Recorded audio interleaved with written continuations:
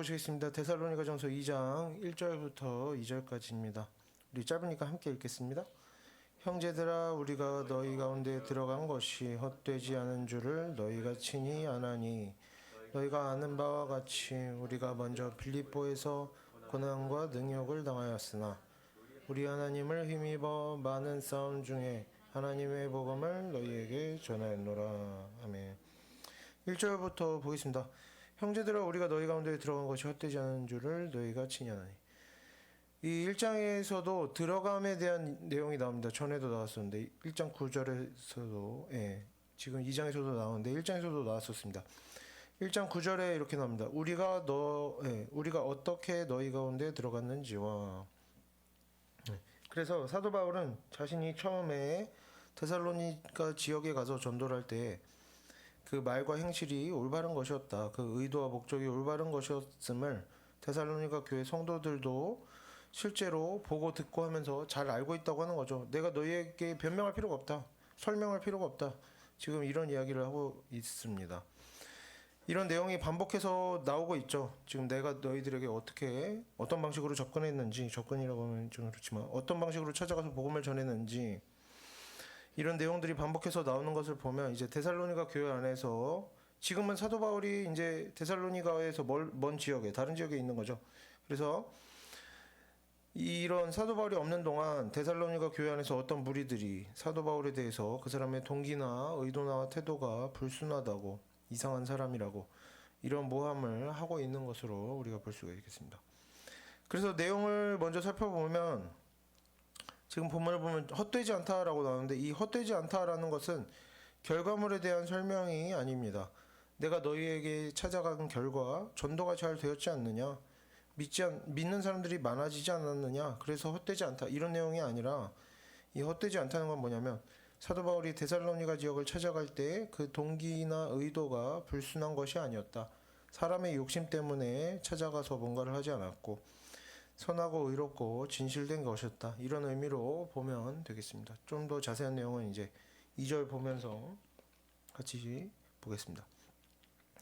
그래서 사도 바울이 데살로니가 지역에서 복음을 전할 때 그 의도가 헛되지 않았다. 선하고 의롭고 진실된 것이었다 라고 할 때, 그 의도가 올바른 것이었다고 할 때 그 증거가 뭐냐? 어떻게 아냐 이겁니다. 이에 대한 내용이 2절에 나옵니다. 2절도 제가 읽겠습니다. 너희가 아는 바와 같이 우리가 먼저 빌립보에서 고난과 능욕을 당하였으나 우리 하나님을 힘입어 많은 싸움 중에 하나님의 복음을 너희에게 전하였노라. 2절을 보면 사도 바울은 자신의 진실됨에 대한 첫 번째 증거로 뭐라고 합니까? 자신이 빌립보에서 고난과 능욕을 당하였다라고 나오는 거죠. 먼저 빌립보에 대한 이야기가 나오는데, 빌립보에서 있었던 여러 가지 고난들에 대해서는 사도행전 16장에서 설명이 나오기 때문에 이제 자세하게 설명하지는 않고 필요하신 분들은 이쪽을 찾아보면 되겠습니다. 그리고 빌립보는 데살로니가랑 마찬가지로 둘 다 마케도니아에 속한 지역이었습니다. 그래서 바울이 데살로니가를 방문하기 바로 전에 방문했던 곳이 빌립보였는데, 아마도 데살로니가 교회 성도들이 이렇게 빌립보에서 어떤 일이 있었는지를 잘 알고 있었기 때문에 이런 빌립보 지역에서의 고난들에 대해서 사도 바울이 이렇게 대강 설명하는 것으로 볼 수가 있겠죠. 너희들 알지 않느냐, 이렇게 하는 거죠. 그리고 바울 자신도 데살로니가 지역에서 처음에 복음을 전하면서 성도들에게 아마도 빌립보 지역에서 자신이 경험했던 어려움들에 대해서 많이 설명을 했을 것으로 보입니다. 왜냐하면 데살로니가 지역도 어떤 지역입니까? 기독교에 대한 박해가 있었던 지역이었기 때문에 데살로니가 교회 성도들도 이제 하나님을 믿는 순간부터 어떻게 됩니까? 고난을 많이 당하는 상황에 처하게 되는 거죠. 그래서 사도 바울은 그들이 고난 중에도 신앙생활을 잘 감당해야 한다. 고난 중에는 이런 식으로 신앙생활을 하라. 이런 것들을 설명하기 위해서 아무래도 어떻겠습니까? 빌립보에서 자신이 당했던 고난들을 많이 설명을 했겠죠. 그리고 또 빌립보는 어떤 지역입니까? 사도 바울에게 계속해서 지원을 해주는, 재정적으로 물질적으로 지원을 해주는 지역이었습니다. 그러니까 데살로니가에서 사역을 할 때에도 어떻게 됐겠습니까? 빌립보에서 이제 사람이 찾아와서 사도 바울에게 필요한 것들을 이렇게 가져다 주고 했겠죠. 그러면서 자기 이야기도 하고 빌립보의 상황도 이야기하고 했을 것입니다. 그러니까 아무래도 이제 데살로니가 2장 본문에서는 이 고난의 내용에 대해서는 자세하게 설명할 필요가 없는 거죠. 데살로니가 교회 성도들도 다 알고 있지 않느냐? 네, 이렇게 말하는 겁니다. 그래서 지금 바울은 왜 고난 이야기를 합니까? 나 옛날에 이렇게 고생 많이 했대 자랑하는 겁니까? 아니죠. 자신이 고난과 능욕을 당한 일이 1절에서 어떤 거? 자신의 헛되지 않은 진실됨의 증거가 된다고 하는 것입니다. 나는 너에게 헛된 마음으로 나아간 게 아니다. 왜? 나는 이렇게 고난을 감당한 사람이었다. 네. 이것이 그래서 증거가 되느냐? 실제로 증거가 될 수 있죠. 하나님의 말씀에 순종한다고 하지만 사실은 자신의 몸이 편하고 돈을 벌려고 하고 안락을 누리고자 하는 목적을 가지고 복음을 전하는 사람들은 어떻게 하겠습니까? 고난을 감당할 수가 없죠. 몸이 불편하고 힘들면 어쩐 세상의 복을 위해서 복음을 전하는 일을 하는 사람은 몸이 불편하고 힘들면 세상의 복이 자신에게서 떠나가면 자신의 목적과 거꾸로 가는 것이기 때문에 복음을 포기하게 되기도 하는 것입니다. 하나님의 말씀대로 사는 일에서 벗어나서 얼마든지 범죄하고 포기하고 도망가게 될 수가 있는 것이죠. 왜? 목적이 뭡니까? 복음을 전한다고 하지만 사실 그 목적이 복음을 전하는 것이 아니라 자신의 생활의 편안함을 위해서였다면 생활이 불편해지면 얼마든지 도망갈 수가 있는 겁니다. 그래서 사도 바울은 거꾸로 뭡니까? 고난과 능력을 감당했다. 자신의 어떤 편안함, 자신의 안전함 이런 것들을 위해서 나아온 것이 아니라는 거죠. 복음을 전하기 위해서 많은 것들을 포기할 수 있었다. 왜? 복음을 전하는 것이 목적이었기 때문입니다. 그리고 1절에서 이제 능욕이라고 나오는데 능욕이 뭐냐? 무례하고 악의적인 태도로 대하는 일을 능욕한다라고 말합니다. 그래서 자신이 높아지고 인정받고자 하는 사람들, 교만한 마음으로 복음을 전하는 사람은, 그러니까 복음을 전하는데 뭡니까? 하나님의 말씀을 전하는데 목적이 있는 것이 아니라 내가 뭔가 있어 보이고 이런 것이 목적인 거죠. 그렇게 교만한 마음으로 복음 전하는 사람은 어떤 것을 견디지 못하는 겁니까? 능욕을 견디지 못하는 거죠. 모욕당하는 것을 견디지 못합니다. 무시당하고 무례하게 취급당하고 하면 당장에 이 일을 포기하고 싶은 마음이 드는 거죠. 왜? 나의 목적은 뭐야? 복음을 전하면서 내가 인정받는 것이 목적인데 오히려 복음을 전하면서 무시를 당하고 능욕을 받는다? 이러면 바로 포기해버리는 겁니다. 하나님의 말씀을 떠나버리는 거죠. 어떻게? 그 말씀을 전하는 자리에서도 떠날 수 있지만 그 생활에서도 얼마든지 하나님의 말씀을 떠나는 겁니다. 다투고 싸우고 화내고 죄짓고 복음 전하는 일을 그만두고 도망가는 것입니다. 하나님의 말씀을 떠나버리는 거죠. 왜? 하나님의 말씀을 지키고 하나님의 말씀에 순종하면서 사는 것보다 중요한 것이 자신이 인정받는 일이기 때문에 인정받지 못하고 무시당하면 어떻게 하는 걸까? 바로 죄 짓는 거죠. 거짓말하고 악한 말하고 분노하고 하는 겁니다. 하지만 사도 바울은 어땠습니까? 고난과 능욕 중에도 끝까지 그 복음을 전하는 일을 잘 감당한 것입니다. 무엇을 보여준 겁니까? 사도 바울은 나의 풍족한 생활을 위해서 복음을 전한 게 아니다. 나는 몸의 편안함을 위해서 내가 인정받고 칭찬받고 높임받기 위해서 복음을 전한 것이 아니다. 나는 오직 하나님의 말씀인 복음을 전하기 위해서 다른 것들을 포기할 줄 아는 사람이었다라고 스스로 증명해낸 것입니다. 그러니까 뭡니까? 헛된 마음으로 나온 게 아니죠.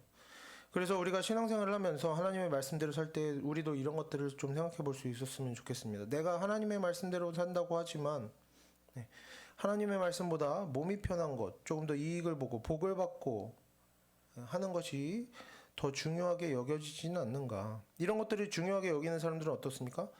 하나님의 말씀대로 평소에는 잘 삽니다. 아무 문제 없을 때는 너무나 착하고 좋은 사람으로 하나님의 말씀에 순종하는 충성된 종으로 살아갈 수 있습니다. 하지만 언제 내가 피곤할 때, 내 몸이 불편할 때, 내가 뭔가 손해보게 되는 일을 마주하게 될 때에는 어떻게 되는 겁니까? 견디지 못하는 거죠. 왜?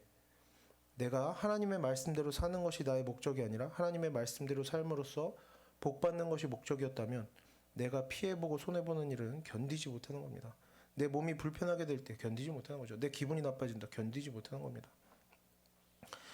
그럴 때마다 하나님의 말씀에서 벗어나는 겁니다. 벗어나서 거짓말하고 숨기고 속이고 다투고 싸우고 언성 높이고 하나님 앞에서 범죄하게 되는 거죠. 왜? 하나님의 말씀에 순종하는 일보다 나의 즐거움, 나의 편안함, 나의 복이 더 중요한 사람들은 평소에 하나님의 말씀을 잘 지키다가도 필요하면 그때마다 떠나는 겁니다. 마찬가지로 자신이 높아지고 칭찬받고 인정받는 것을 하나님의 말씀보다 더 중요하게 생각하는 사람들, 하나님을 믿는다고 주장하지만 사실 교만한 사람들은 어떻게 됩니까? 남들에게 좋지 않은 평가를 받게 될 때, 하나님의 말씀대로 평소엔 잘 살다가도 남들에게 좋지 않은 평가받게 될 때, 모욕당하고 무시당하고 오해를 받고 자신의 실수와 잘못이 드러나는 그런 상황을 마주하게 될 때, 혹은 다른 사람이 나보다 뭔가 잘하고 돋보일 때, 그래서 이런 욕구, 인정받고 칭찬받고 싶은, 내가 높아지고 싶은 그런 욕구가 채워지지 않을 때 바로 어떻게 하는 겁니까? 바로 하나님의 말씀에서 떠나는 거죠. 어떤 죄를 짓는 겁니까? 자랑하고 부풀리고 거짓말하고 변명하고 하면서 하나님의 말씀에서 떠나고 범죄하게 되는 것입니다. 왜? 하나님의 말씀에 순종하며 사는 것보다 뭐가 더 중요한 겁니까? 내가 높아지는 것이 더 중요하니까. 그러니까 하나님의 말씀을 떠나서 교만한 모습으로, 교만한 태도로, 교만한 말로 살아가게 되는 것이죠. 물론 이렇게 이거는 극단적인 예시고 우리가 이 중에 한 가지만 있지 않습니다. 하나님의 말씀대로 살고자 하는 간절한 소원도 있으면서 교만함도 욕심도 남아 있어서 이 사이에서 갈팡질팡하는 것이 사람의 인생이죠. 하지만 우리가 이제 돌아보자는 겁니다. 나의 마음 가운데 교만함이, 인간적인 욕심이 얼마나 많이 남아 있는가? 나는 어떨 때 하나님의 말씀을 떠나는가? 한번 점검해 보면 좋을 것입니다.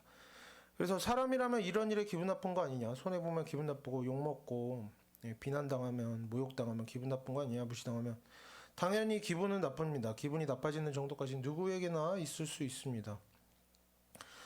만약에 욕 먹고 얻어맞고 손해 보고 무시당하고 하면서 그때마다 마냥 기분이 좋은 사람은 많지 않은 거죠. 욕 먹고 손해 보고 얻어맞고 무시당하고 하면서 그 자체가 기분이 좋다. 전혀 기분이 나쁘지 않다. 즐겁다. 이런 경우는 이제 약간 정신적으로 문제가 있는 경우거나 아니면 뭡니까? 그냥 좋은 사람으로 보이려고 거짓말하는 일이 습관이 되어버리는 경우입니다. 전혀 기분이 좋지 않았으면서도 난 괜찮아 좋아. 어떻습니까? 습관이 되어버린 거죠. 거짓말이. 자신도 자기가 거짓말한다고 생각도 못하고 이런 말을 해버리는 겁니다. 솔직하지 못한 거죠. 누구나 이런 일들을 당하면 기분이 나쁩니다. 손해보면 기분이 나쁘죠. 수고했는데 열매가 없으면 기분이 나쁩니다. 하지만 우리가 기분 나쁘고 마음 상하는 것과 그런 우리의 기분 나쁨이 말과 행동으로 드러나서 주변 사람들을 공격하고 다른 사람에게 피해를 주는 것은 별개의 문제입니다. 마음이 상하는 것은 누구에게나 있을 수 있는 일이고 인간적인 일이지만 기분이 나쁘다는 이유로 나쁜 말하고 언성 높이고 폭력을 쓰고 자랑하고 거짓말하고 무례하고 성급하게 행동하는 것은 하나님 앞에서 범죄하는 일이고 하나님을 떠나는 일이고 사단의 일이라는 것을 우리가 알아야 할 것입니다. 그리고 지금 설명한 이외에 다른 일들도 마찬가지입니다. 우리가 뭔가를 하나님의 말씀보다 우선하고 있다면 다른 것들은 잘 참고 견디다가도 우리가 그럴 수 있죠. 하나님의 말씀대로 살면서 몸이 피곤한 것도 잘 참습니다. 모욕당하고 무시당하는 일도 잘 참다가도 우린 각각 중요하게 여기는 것들이 있죠. 예를 들어 친구 관계가 중요한 사람들은 친구에게 잘 보이는 것 때문에 하나님을 떠납니다. 술이 중요한 사람들은 평소에 잘 지내다가도 술 마시는 일이 있으면 술 때문에 하나님을 떠나고, 어떤 취미가 지나치게 중요하게 여기는 사람은 취미 때문에 드라마, 영화, 스포츠, 여행, 게임 때문에 무절제한 생활을 하게 되고 약속을 어기고 자신이 할 일을 잊어버리고 자신의 의무를 감당하지 못하고 주변 사람에게 피해를 주고, 그렇게 우리는 각자 자신의 약한 부분 때문에 하나님의 말씀을 떠나고 하나님 앞에서 범죄하는 경우들이 종종 있는 것입니다. 이렇게 우리가 다른 어려움들은 잘 감당하다가도 각각 자신이 약한 부분이 드러나는 상황이 오면 하나님을 떠나고 범죄하게 되는 경우가 있을 수 있다는 거죠. 각각 그 모양이 다르겠죠. 각각 약한 부분이 다르니까요. 그래서 우리가 각자 뭔가 잘 참고 견디는 것이 있다고, 나는 욕 먹어도 잘 참아, 화내지 않아. 이렇게 나는 손해봐도 억울해하지 않아. 그냥 괜찮아. 우리가 이렇게 각자 뭔가 잘 참고 견디는 것이 있다고 마냥 자신을 좋은 사람이라고만 생각해서는 안 될 것입니다. 우리는 자신을 돌아본다는 건 뭡니까? 우리 자신이 어떤 때에 잘하고 또 어떤 때에 실수하는지, 내가 어떤 부분에서 연약한지, 내가 어떤 때에 잘 참고 어떤 때에 분노하며 어떤 때에 잘못하고 어떤 경우에 범죄하게 되는가를 돌아보고 알아야 한다는 것입니다. 뭐 요거 조금 잘한다고 난 그냥 좋은 사람이야, 이런 것들은 이제 착각이라는 거죠. 그래서 우리가 각자 우리 자신의 약한 부분을 살펴보면서 어떤 문제가 생겼을 때 내 잘못이 아니다, 나는 좋은 사람이다, 나는 문제가 없다, 나는 평소에 이런 거 저런 거 잘하기 때문에 난 좋은 사람이고 겸손한 사람이고, 그래서 이런 문제가 생기면 어떻게 되는 겁니까? 저 사람 때문이야, 다른 사람 때문이야, 상황이 어쩔 수가 없었어, 나는 잘못한 게 없어, 이런 우리가 변명과 연약한 생각들을 이제는 버렸으면 좋겠다는 겁니다. 우리가 자신의 약함을 알고 또 자신의 장점을 알고, 그래서 우리가 어떤 인간관계나 자신의 높아지는 일이나 물질에 대한 지나친 욕심이나 우리가 각자 약한 것들을 발견하고 우리를 범죄하게 만드는 그런 악한 마음, 악한 습관에서 벗어날 수 있도록 좀 노력을 해봤으면 좋겠습니다. 그리고 우리가 애써도 잘 고쳐지지 않는 것들이 있습니다. 애써도 잘 고쳐지지 않는 것들에 대해서는 계속해서 열심히 기도하면서 자신의 부족한 모습을 돌아보면서 계속해서 애쓰면서 살아간다면 하나님께서도 우리의 삶에 역사하셔서 우리를 변화시켜 주시고 우리가 죄의 습관에서 떠날 수 있도록 해주실 것이라 믿습니다. 그리고 우리가 그렇게 죄에서 떠나서 정말 고난 중에도 능욕을 당할 때이라도, 고통스러울 때, 피곤할 때, 지칠 때, 손해볼 때라도 계속해서 하나님의 말씀을 떠나지 않고 순종하며 살아간다면, 우리가 마음이 상할 때라도 그런 상한 마음이 우리의 말과 행동을 통해 밖으로 뻗어나오지 않도록 잘 절제한다면 분명히 그러한 인생, 죄를 멀리하는 인생, 하나님의 말씀에 순종하는 인생을 통해서는 하나님의 역사심이 나타나고 놀라운 열매들이 있게 될 것이라 확신합니다. 사도 바울도 마찬가지였습니다. 사도 바울도 어땠습니까? 고문도, 돌로 맞는 일도 견디면서 욕을 먹어가면서 자신이 이제 신분도 굉장히 귀했지만 무시당하면서도 복음을 전했는데도 어떻습니까? 같이 전도하는 사람이 뜻이 안 맞다고 싸우고 갈라지고. 그래서 각자 약한 부분을 우리가 정말 잘 살펴보고 돌아봤으면 좋겠습니다. 내가 이거 잘한다고 난 좋은 사람이야, 난 역시 뭐 이렇게 하는 것이 아니라. 그래서 이제 넘어가서 계속해서 데살로니가전서 2장 2절을 보면 다음으로 이렇게 답니다. 우리 하나님을 힘입어 많은 싸움 중에 뭐 했다는 겁니까? 2절 뒷부분을 보면 결국 이런 싸움 중에 사도 바울이 너희들 성도들에게 복음을 끝까지 전했다라고 하는 것이죠. 많은 싸움 중에 복음을 전했다. 이것이 이제 사도 바울이 성도들에게 보여준 그의 진실됨의 두 번째 증거라고 할 수가 있겠습니다. 여기서 많은 싸움 중에 라는 표현을 보면 이 표현은 복음을 전할 때 다른 사람들이 방해하는 그런 일이 있는 것을 말합니다. 내가 뭐 감정상에서 다른 사람과 싸웠다 이게 아니라 복음을 전하다 보면 싸움을 걸어온다라는 거죠. 물론 꼭 복음 전하는 일만이 아니라 일반적인 일들 할 때에도 방해가 있습니다. 세상에 서로 간에 시기 질투가 있고 방해가 있죠. 사업을 할 때면 경쟁 업체들이 서로 방해를 하고 정치인들도 서로 비방합니다. 우리가 잘 볼 수가 있죠. 회사에서도 서로 성과를 빼앗아 가거나 한 곳이 없으면서 같이 성과를 나누어 가지려고 하는 경우들도 너무나 많이 있습니다. 이런 일들이 이제 모든 경우에 있는 것은 아니지만 찾아보면 꽤나 자주 있습니다. 아주 없진 않죠. 여기저기서 서로 간에 방해하는 일들은 우리가 이렇게 종종 발견하거나 실제로도 많이 경험하기도 합니다.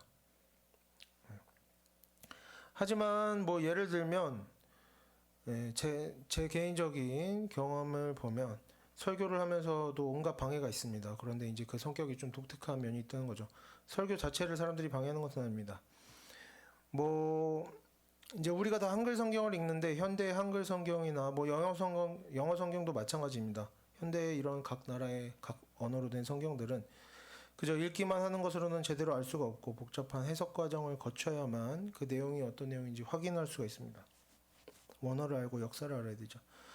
그런데 본문의 배경을 설명하고 단어의 의미를 분석하면서 성경을 해석하려고 하면 그런 건 사람의 지식이다, 세상 철학이다, 지식으로는 아무것도 할 수가 없다, 기도하고 영성이 있어야 되고 사람을 바꾸는 건 지식이 아니라 하나님의 능력이다, 영성이다, 하나님의 말씀 많이 아는 것은 지식을 쌓는 것이다, 중요하지 않다, 경험이 더 중요하다, 영성이 더 중요하고 설명만 늘어놓으니까 사람들이 싫어한다, 이런 이야기들을 제가 어딜 가나 너무나 많은 사람들에게서 계속해서 들어오고 있습니다. 지금도 그렇고 결국에 하지만 성경을 보면 하나님의 능력은 어디서 나옵니까? 사람이 어떻게 변합니까? 하나님의 말씀으로부터 하나님의 능력이 나오는 것입니다. 그런데 아무리 이런 내용을 말하고 설명하고 가르쳐도 너무나 많은 사람들의 생각이 좀처럼 바뀌지가 않습니다. 그들은 성경을 기준으로 생각하고 판단하기를 거부합니다. 하나님을 믿는다고 말하면서도 여전히 자기 기준을 가지고 살아가는 것이죠. 영성이 중요하다고, 지식으로는 아무것도 할 수 없다고. 성경에서 뭐라고 합니까? 지식이 없어서 망한다 하지만 지식으로는 아무것도 할 수 없다고 하는 겁니다. 사람의 기준이죠. 그리고 이런 사람의 기준을 가진 사람들은 여전히 하나님을 믿는다고 주장합니다. 예배에 나와서 설교도 듣습니다. 하지만 설교를 들으면서 계속해서 이렇게 하나님의 말씀을 공부하고 가르치고 배우는 일에 대해서 지적하고 판단하기를 반복합니다. 심지어 이제 설교 전체의 어떤 것들을 가지고 이야기하는 것이 아니라 단어 하나, 문장 하나까지 지적하면서 이건 이래서 문제다, 이상하다, 바꿔야 된다. 엄청나게 까다롭게 세세하게 지적하는 사람들이 굉장히 자주 나타납니다. 하지만 그렇다고 이 사람들이 언제나 모든 설교를 비방하고 지적하고 방해하는 것이 아니라는 겁니다. 설교 자체를 문제로 삼는 게 아닙니다. 사람들이 설교를 방해하는 일에는 그저 어떤 일이든지 방해가 있기 마련이지 하는 식의 그런 일반적인 방해와는 좀 다른 모습을 보입니다. 오히려 그런 까다롭게 지적을 하는 사람들도 설교 중에 어떤 성경 구절을 읽고 성경의 의미를 알아가려고 하는 것이 아니라 설교 중에 성경 구절과 관련된 이런저런 이야기들, 예화들, 자기 여행 갔다 온 얘기, 옛날에 고생한 얘기, 영화 드라마 본 얘기, 꿈에서 본 것들에 대한 이야기를 하면 사람들은 그런 것에 대해서는 까다롭게 지적하고 비판하기보다는 약간만 성경하고 연관된 느낌이 들기만 하면 전체적으로 호의적으로 받아들이는 경우들이 많습니다. 설교라고 비판하는 것이 아니라 내용에 따라 너무 태도가 다르다는 것이죠.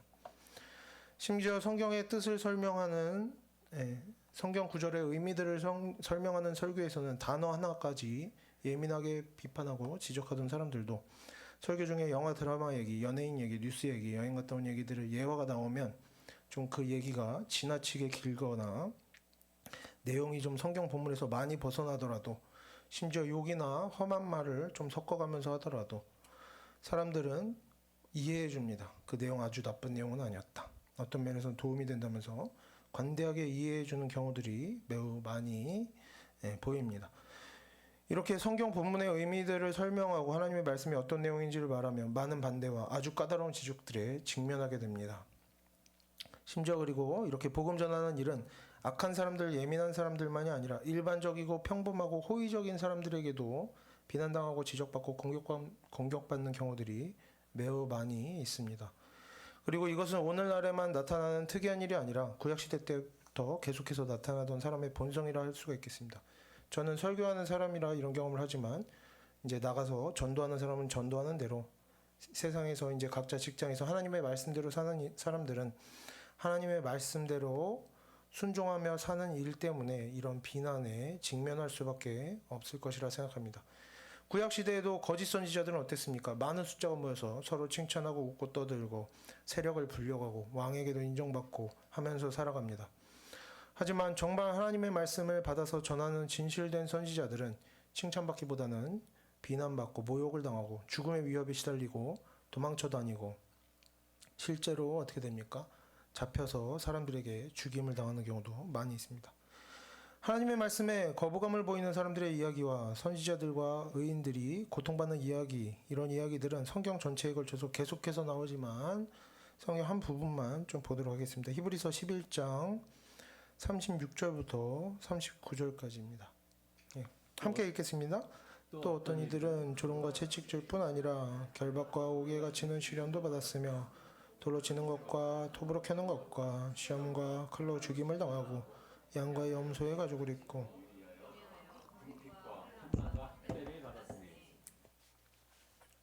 다음도 있습니다. 이런 사람은 세상이 감당하지 못하느니라. 그들이 광야와 산과 토굴과 동굴에 유리하였느니라.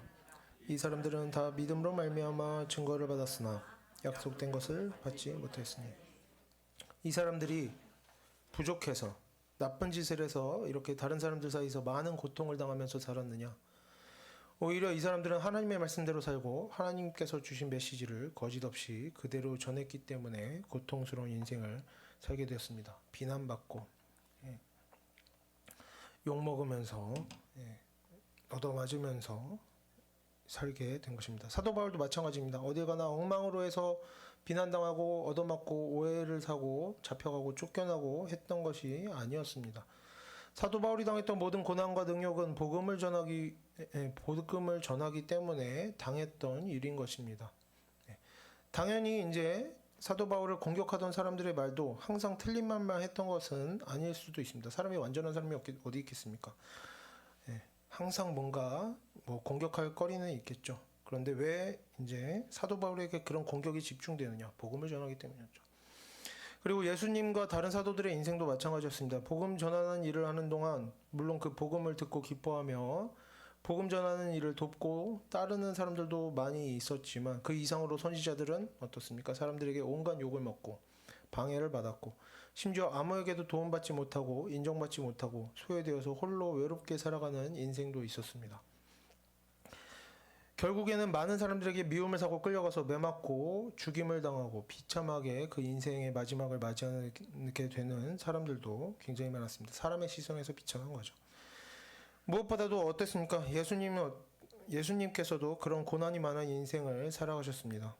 그 인생의 마지막이 물론 부활하셔서 우리에게 나타나셨지만 사람으로서 그 인생의 마지막이 어땠습니까? 십자가에 달려 죽으심으로 하나님께 저주받은 자라 하면서 인생을 마무리하게 되었던 겁니다. 이것이 선지자의 인생이라는 거죠. 이렇게 하나님의 말씀을 전하고 하나님의 말씀에 순종하면서 고통 속에서 하나님과 동행하는 것이 선지자와 성도들에게는 이상한 일이 아니라 매우 일반적이고 모범적인 인생이라고 볼 수가 있겠습니다.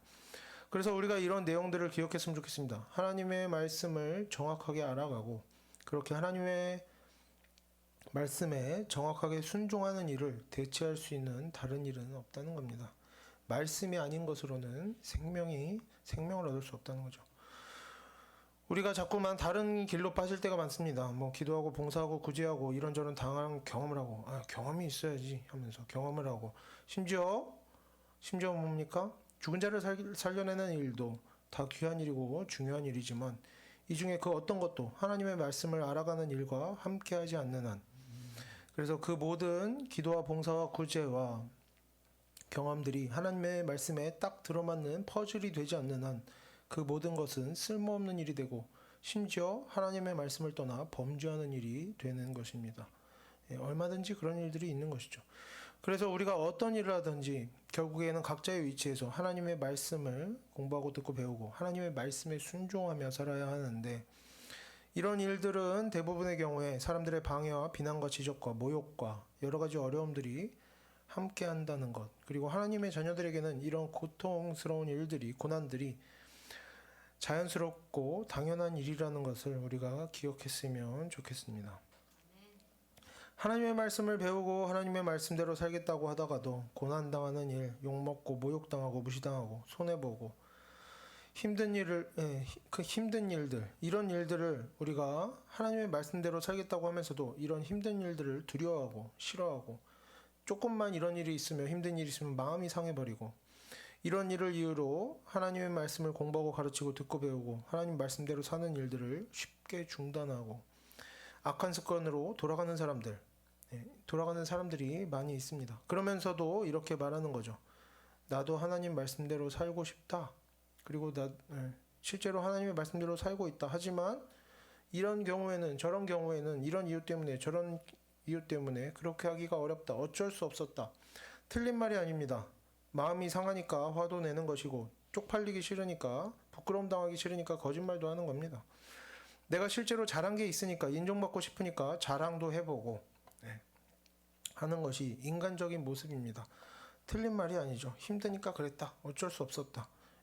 사람이라면 어쩔 수 없이 그렇게 살게 될 수 있습니다. 하지만 이렇게 계속해서 변명하는 사람들, 핑계가 있는 사람들에게는 내 잘못이 아닌 다른 사람의 잘못이고 상황의 문제고 하는 사람들에게는 평생에 하나님의 말씀을 알아가고 하나님의 말씀대로 살 수 있는 상황과 기회는 평생에 찾아오지 않는 것입니다. 그리고 결국에 성경에서는 이러한 인생, 하나님의 말씀대로 산다고 하다가 하나님을 믿는다고 하다가 조금만 어려움이 있으면 떠나버리는 이러한 인생에 대해서 하나님을 믿는다고 말은 하지만 하나님의 말씀에 순종하는 일은 없고 어쩔 수 없이 불순종하며 살아가는 이런 인생에 대해서 성경은 뭐라고 합니까? 믿음이 없다. 죽은 믿음이다 라고 평가를 하는 것입니다. 그래서 우리가 이제부터는 욕먹고 모욕당하고 오해받고 무시당하고 손해를 보더라도 그런 어려운 일들을 잘 참고 견뎌내고 범죄하는 일이 없도록 스스로 돌아보고 훈련했으면 좋겠습니다. 우리가 그래서 계속해서 스스로 돌아보고 훈련하면서 언젠가는 하나님의 말씀에 순종하면서 어떤 상황에든지 하나님을 믿는 믿음을 지키면서 살아가는 그런 성도가 되기를 바랍니다. 다음으로 사도 바울은 많은 싸움 중에도 그런 어려움들을 잘 감당하고 죄 짓는 길로 빠지지 않고 복음을 끝까지 전했는데 이런 일이 어떻게 가능했느냐 본문을 보면 뭐라고 나옵니까? 우리 하나님을 힘입어 이렇게 나옵니다. 즉 사도 바울이 이렇게 어려움들을 잘 감당할 수 있었던 이유는 뭐다? 모든 힘과 능력과 지혜의 근원인 하나님 덕분에 가능했던 일이다. 하나님께서 함께 하셨기 때문에 가능했던 일이다 라고 고백하는 겁니다. 그래서 우리가 이것을 하나님을 힘입어 라는 것을 우리가 어떻게 이해하면 좋겠느냐, 이것을 우리가 초자연적인 것으로만 제한시켜서 이해하지는 않았으면 좋겠습니다. 기적적으로 마음에 평안함을 주시고 양심이 깨어나게 해주시고 기적적으로 몸에 힘이 나게 해주셔서 어려운 일들을 잘 감당했다, 이런 일들도 분명히 있을 수 있습니다. 얼마든지 있을 수 있죠. 하지만 우리가 이런 초자연적인 것에만 의지하는 태도에 습관을 들여서는 안 될 것입니다. 하나님의 힘과 능력이라는 것도 언제나 초자연적인 것으로만 우리에게 다가오지는 않습니다. 하나님께서는 초자연적인 것은 뭡니까? 가끔 있는 일이죠. 가끔 있는 일입니다. 일반적이지 않으니까, 법칙을 벗어나니까, 자연적인 법칙을 벗어나니까 우리가 초자연적이다, 기적이다 부르는 겁니다. 하지만 성경을 보면 하나님은 그렇습니다. 하나님께서는 귀한 것은 아껴두었다가 아주 적은 사람들에게만 가끔씩 나누어 주시고 기본적으로는 아주 쓸모없는 것들만 두루두루 나누어 주시는 그런 분이 아니라는 겁니다. 성경에서 말하는 하나님은 그런 하나님이 아닙니다. 오히려 하나님께서는 어떻게 하십니까? 가장 귀한 것들을 아낌없이 차고 넘치게 베풀고 나누어 주시는 분입니다. 그래서 하나님께서는 창조의 날에 우리에게 하나님의 뜻을 이루어가기 위한 가장 좋은, 더없이 좋은 도구들을 우리에게 베풀어 주셨습니다. 그게 뭐냐? 그것이 바로 자연 만물과 사람의 몸과 정신인 것입니다. 가장 귀한 것으로 우리에게 먼저 베풀어 주신 것이죠.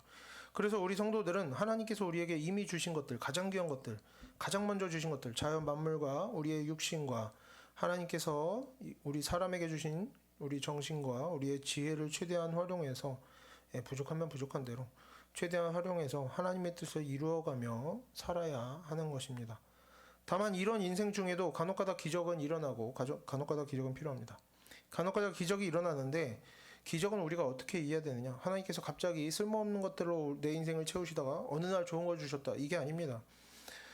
기적은 하나님께서 이미 너무나 좋은 것들로 우리의 인생을 가득 채워주셨음에도 사람의 타락함으로, 부족함과 연약함으로 인해서 우리의 인생을 우리가 가진 도구들로 제대로 감당해내지 못할 때 하나님께서 가끔씩 하나님의 정하신 계획 안에서 하나님 자신께서 만들어두신 자연의 법칙을 깨트리면서까지, 예외를 만들면서까지 우리를 도와주기도 하시는 것입니다.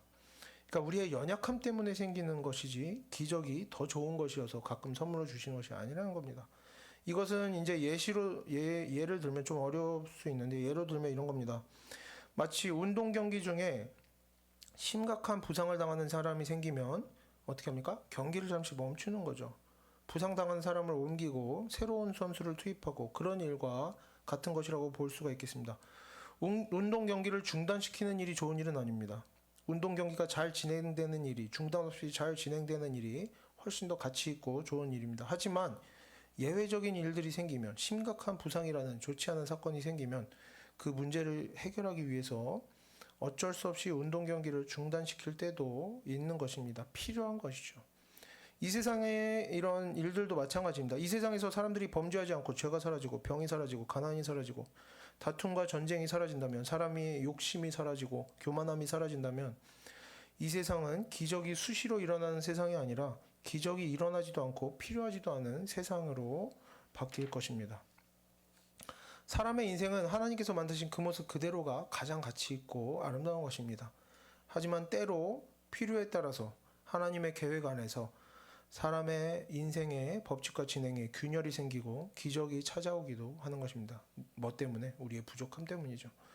하지만 결국에 그런 기적들은 우리의 삶을 한 단계 높은 단계로 끌어올려주는 것이 아니라 기적의 역할은 뭡니까? 하나님께서 정하신 우리 사람의 인생이 망가졌을 때, 어떤 사건 사고로 망가졌을 때 본래의 법칙대로 잘 돌아오도록 돕는 역할을 하는 것입니다. 우리의 인생이 정말 가치 있고 귀한 것이고 기적은 그런 것에 대한 보조적인 수단이라는 거죠. 사람의 인생이 기적을 일으키기 위해서 존재하는 것이 아니라는 말입니다. 우리가 평생 살면서 언제 기적이 일어날까? 사람의 인생은 기적을 일으키기 위해 존재하는 것이 아닙니다. 기적적인 일들이 사람의 인생을 위해서 존재하는 것입니다. 보조하는 것이죠.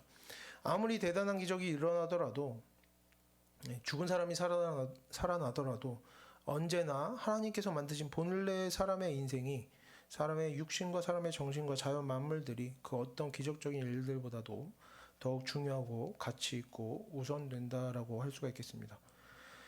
그래서 우리가 하나님께서 우리에게 힘을 주셨다라고 할 때에도 마찬가지입니다. 우리가 하나님께서 이미 우리에게 주신 자연 법칙과 자연 만물과 사람의 몸과 정신은 하찮은 것으로 여기고 그래서 스스로 공부하고 노력하고 훈련하고 애써 보지 않고 하나님의 말씀을 알아가려고 하지 않고 하나님의 말씀대로 순종해 보려고 노력하지 않고 하나님께서 언젠가 또다시 그 자신께서 정하신 자연의 법칙을 깨트리는 방식으로만 기적으로만 역사하시기를 기다리며 살아간다면 이미 주신 도구들은 썩혀놓고 기적만 기다리면서 살아간다면 그러한 인생에도 간혹가다 기적이 일어날 수는 있겠지만 이러한 인생 하나님께서 주신 모든 도구들을 하나님께서 주신 달란트들을 다 땅에 묻어버리고 하늘만 바라보면서 언젠가 나무에서 감이 떨어지겠지 하늘에서 언젠가 선물이 떨어지겠지 기다리기만 하는 인생을 통해서는 하나님께서 기뻐하실 만한 일들을 이루어내기가 어렵다고 할 수 있겠습니다. 물론 이것은 이제